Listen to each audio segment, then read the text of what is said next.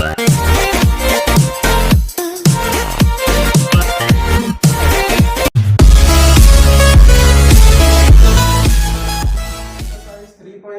Question number 15 है आपके। कोई मैट्रिक्स हमको दी हुई है 2 2 2 3 -3 2 -2 3 3 एंड 2। अब इस मैट्रिक्स का इनवर्स हमको फाइंड करना है। तो इनवर्स निकालने के लिए हम कॉलम वाइज ऑपरेशन यूज करना चाहते हैं। तो हमने यहाँ लिखा है A = AI, ठीक है, कॉलम वाइज ऑपरेशन के लिए।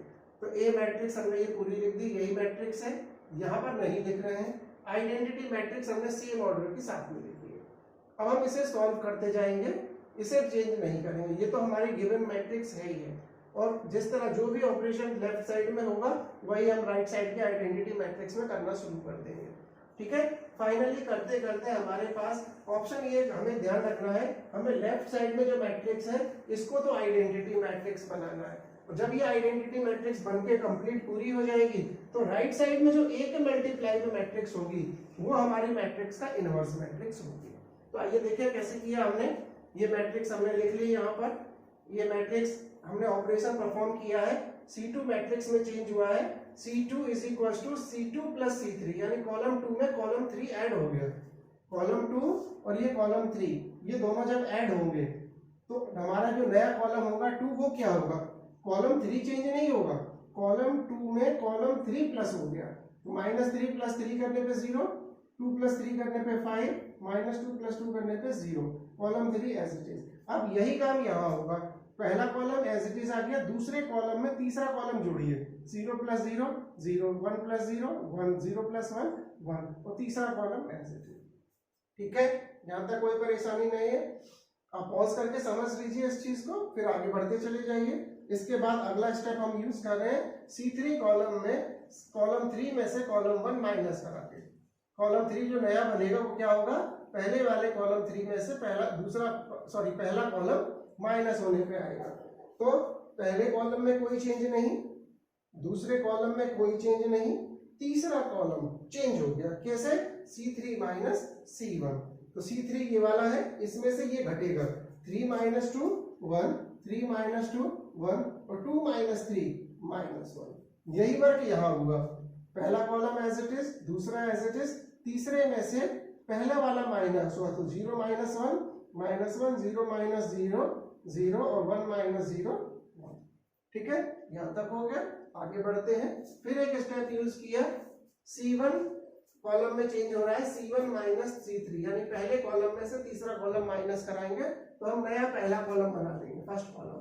तो यहाँ फर्स्ट कॉलम में क्या हो गया, C1 पहले क्या था, ये रखा है 2 2 3, और इसमें से माइनस हुआ है तीसरा कॉलम ये वाला, ठीक है।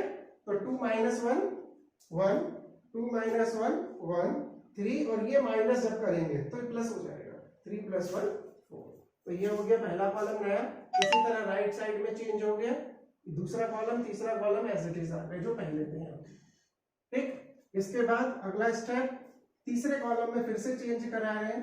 हमें करना क्या है उस पर फोकस रखिए, हमें लेफ्ट साइड की मैट्रिक्स को आइडेंटिटी मैट्रिक्स बनाना है, ठीक है, ये एम है, इसी के लिए सारा काम किया जा रहा है। अब हम कॉलम 3 को लिख रहे हैं, कॉलम 3 - कॉलम 1 करके, यानी पहला कॉलम चेंज नहीं, दूसरा चेंज नहीं, तीसरा चेंज हुआ। क्या चेंज हुआ, तीसरे में से पहला माइनस हो रहा है, ये तीसरा है, इसमें से ये माइनस हुआ तो 1 - 1 0, 1 - 1 0, -1 और -4 माइनस के 5। यहाँ भी यही हुआ, दो कॉलम तो सेम होगा, तीसरे कॉलम में -3 - 2 माइनस के 3, -1 और -2 -3, 0 - 0 0, 1 - 1 प्लस हो जाएंगे तो 2 हो जाएंगे, ठीक। अब ये देखिए ये 3 0 आ गए हमारे पास, ये भी 0 हो गए, बहुत अच्छा हमारा वर्क चल रहा है इस समय। अब आगे के स्टेप में C1 कॉलम को चेंज करा है, C1 ये वाला, हमें ये दोनों भी 0 चाहिए, कैसे 0 आ सकते हैं उसका काम करना है, ठीक है। तो C1 में से 1/5 टाइम्स ऑफ C2 माइनस करा दिया, यानी पहले कॉलम में से दूसरे कॉलम को 1/5 से मल्टीप्लाई कर लें और घटा दें। तो ये 1/5 करेंगे, 0 × 1/5 तो 1 0 ही रह गया, 1 में से माइनस करेंगे तो चेंज नहीं होगा। इसको 5 से जैसे मल्टीप्लाई करेंगे 1/5 से तो ये 1 हो जाएगा, और 1 - 1 0, तो 0 को 1/5 से मल्टीप्लाई करेंगे तो 0, तो 4 माइनस 0 वो भी रहेगा। ठीक है, दूसरे कॉलम में कोई चेंज नहीं, तीसरे कॉलम में चेंज नहीं। यहां भी यही काम हुआ, C1 2 माइनस 1/5, तो ये तो एज इट इज रहेगा। इसको 1/5 करेंगे तो 0 में से माइनस करने पे, और ये -1 और माइनस के 1/5, टोटल कितने हो गए? माइनस के 6/5, -1 माइनस 1/5 सॉल्व किया, 5 LCM, 5 बन जा 5 और ये -5 और -1 यानी टोटल -6/5। तो इस तरह से ये हमारा नई मैट्रिक्स यहाँ पे हमें मिल रही है। देन आफ्टर अगले स्टेप में दो काम मैंने एक बार में ही कर दी, क्योंकि इतना करने पर हमारी इतनी तो प्रैक्टिस हो ही जाएगी कि हम स्टेप को आसानी से समझ सके एक बार में। तो हमने दो स्टेप एक साथ पूरे कर दिए हैं। C2 कॉलम को चेंज किया 1/5 टाइम्स ऑफ C2 करके, और C3 कॉलम को चेंज किया -1/5 ऑफ C3। क्यों कर रहे हैं? ये वही है, लेफ्ट साइड में 0s और 1 लाने हैं।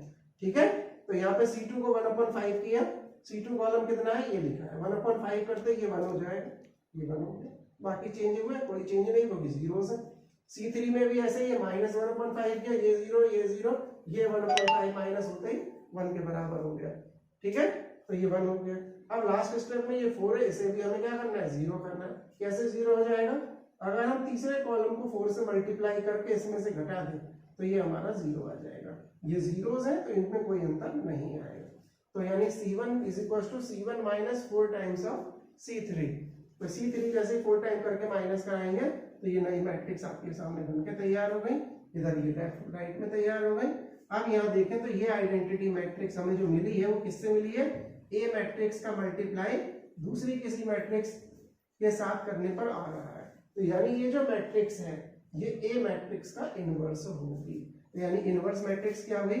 -2/5। यही मैट्रिक्स लिखनी है हमको। ठीक है, तो आप ध्यान से लिख दीजिएगा। ठीक है, ये पूरी मैट्रिक्स यहां से यहां पे आ जाएगी, यही आपका आंसर आ जाएगा। तो इस तरह से ये इनवर्स निकालने का टॉपिक है। तो इस तरह से मैट्रिक्स के सारे टॉपिक पूरे हो जाते हैं। अब कोई एक्सरसाइज शेष नहीं रह गई है। अब हम लोग मिसलेनियस एक्सरसाइज के कुछ क्वेश्चन आपके लिए करते हैं। एक्सरसाइज में हम जो क्वेश्चन करने जा रहे हैं सभी क्वेश्चन आपने किए हुए हैं। कुछ एक डिफरेंट टाइप ऑफ क्वेश्चन है जो एक नए कॉन्सेप्ट पर बेस्ड है। क्वेश्चन नंबर 1, 2 एंड 3 जहाँ पे कोई n पावर आ रही है वहाँ पे थोड़ा सा हमें सोचना चाहिए। हमने 11th क्लास में एक चैप्टर पढ़ा था प्रिंसिपल ऑफ मैथमेटिकल इंडक्शन। उस कॉन्सेप्ट का हम यहाँ पर यूज करेंगे। क्वेश्चन नंबर 1 मैं आपके लिए कर रहा हूँ, सेकंड थर्ड आप खुद ट्राई करिएगा और अगर आपको कोई दिक्कत हो तो आप मुझे मैसेज करिए, मैं आपको सॉल्व करके बताऊंगा। क्वेश्चन नंबर 1 में हमें एक मैट्रिक्स दी हुई है A is equals to 0 0 1 0। हमें ये शो करना है A into I, A कोई एलिमेंट है, कोई स्केलर नंबर है, आइडेंटिटी मैट्रिक्स के साथ मल्टीप्लाई हुआ, प्लस B कोई स्केलर नंबर है जो A मैट्रिक्स के साथ मल्टीप्लाई हो, इस पूरे के ऊपर n पावर लगी।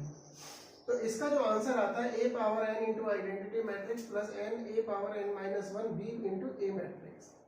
हम इसको प्रूव करेंगे। We prove it by principle of mathematical induction.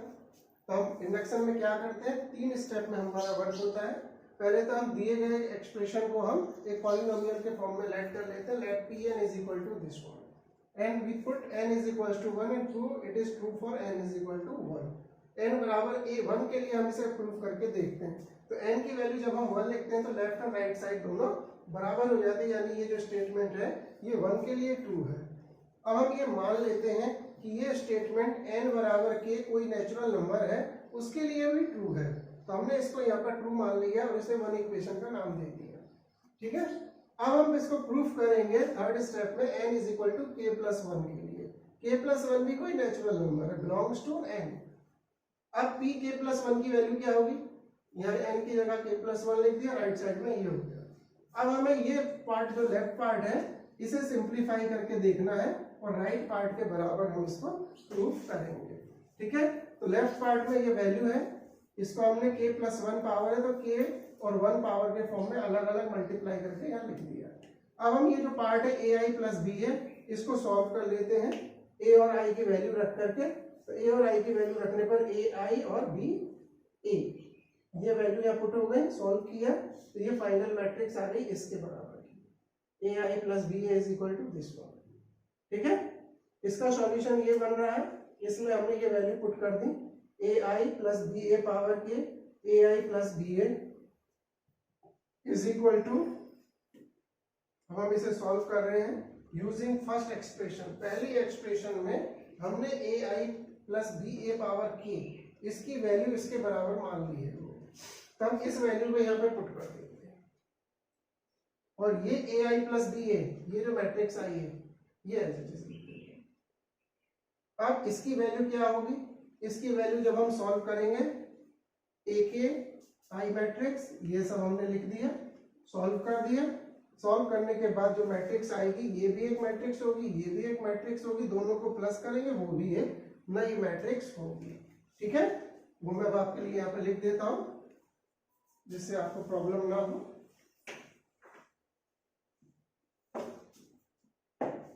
तो इसका सॉल्यूशन क्या होगा, और इक्वल्स टू, ध्यान से लिखेंगे, ए की पावर के 0 0 ए पावर के प्लस 0 0, जहां 0 है वहां तो सब 0 ही रहेंगे, 1 में इंटू होने पर के ए पावर के माइनस 1 इंटू बी, ये हो गया। और इस पूरे में मल्टीप्लाई हुई एक और मैट्रिक्स ए बी 0 ए, और इस पूरे का सॉल्यूशन जब करेंगे तो ए के यहाँ पे ऐड हो जाएगा, 0 में ये ऐड हो जाएगा, के ए पावर के माइनस 1 इंटू बी, ए में 0 ऐड, 0 में 0 ऐड हो जाएगा, 0, और ए के यहाँ पे ए के आ जाएगा। और ये दूसरी मैट्रिक्स आपकी है ए बी 0 ए।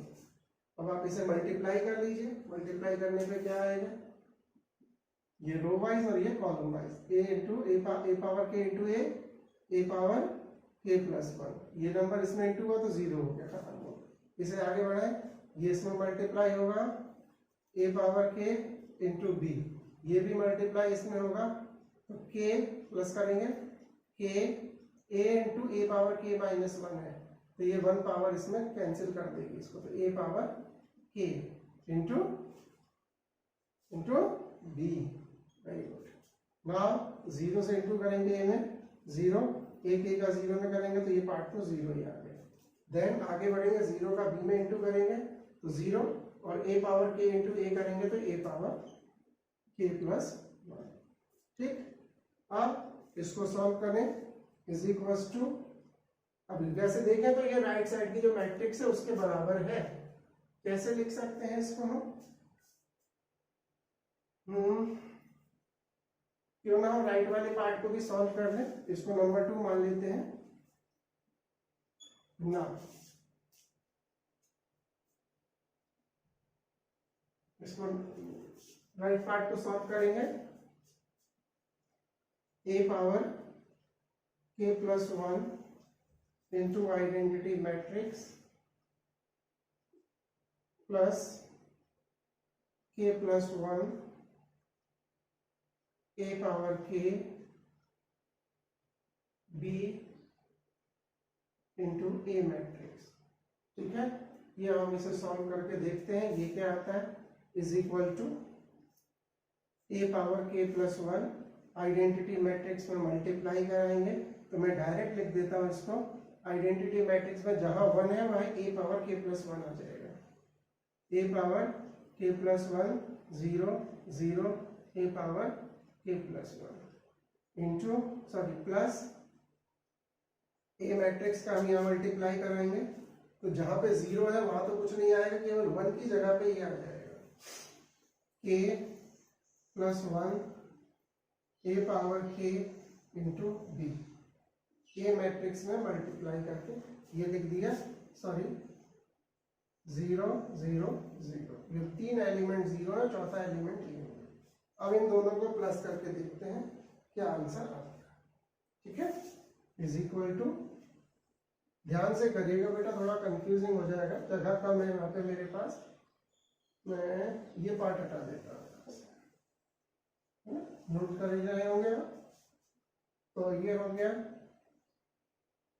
0 में ये ऐड हो जाएगा, ए पावर के प्लस 1, इस 0 में ये ऐड हो जाएगा, के प्लस 1 ए पावर के इंटू बी, 0 में 0 ऐड हो गया 0, और ये ए पावर के प्लस 1। तो चेक करें इसको क्या स्थिति बनती है, क्या ये पूरी मैट्रिक्स और ये वाली मैट्रिक्स सेम है? हाँ बिल्कुल सेम है।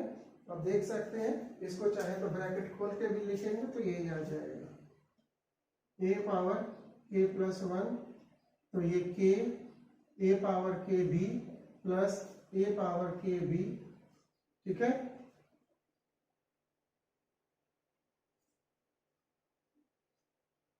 जीरो ए पावर ए प्लस 1, ये थर्ड मान लीजिए आप। तो देखिए ध्यान से, ये सेकंड पार्ट और ये थर्ड पार्ट। ये सेकंड पार्ट ये क्या है, लेफ्ट हैंड साइड है, और थर्ड पार्ट क्या है, राइट हैंड साइड है। देखिए ध्यान से, ठीक है। लेफ्ट साइड की वैल्यू ये हमने सिंप्लीफाई करते हुए लाए थे हम, जो है ये आया था हमारे पास में, अभी आपके सामने मैंने करके ही बताया हुआ है। राइट साइड ये लिखी हुई है, ठीक है। इसको मैंने यहाँ पे अलग से सॉल्व करा दिया, ठीक है। और ये सॉल्व करने पर आपका ये पार्ट आ गया। दोनों को आप देखें, दोनों ही बराबर है, तो आप कह सकते हैं as second and 3 are equal, it implies pk plus 1 is true, ठीक है।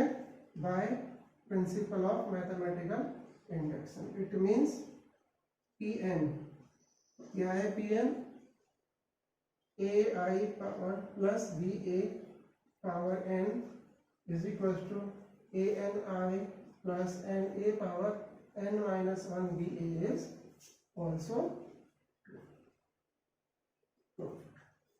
ठीक है। इस तरह से ये हमने प्रिंसिपल ऑफ मैथमेटिकल इंडक्शन का यूज करते हुए ये क्वेश्चन नंबर 1 आपको कराया। आप क्वेश्चन नंबर 2 और 3 ट्राई करिए, ठीक है, और आगे के क्वेश्चन भी ट्राई करें। और फाइनली अब हमारा ये चैप्टर फिनिश हो जाता है। अगले वीडियो में हम चैप्टर नंबर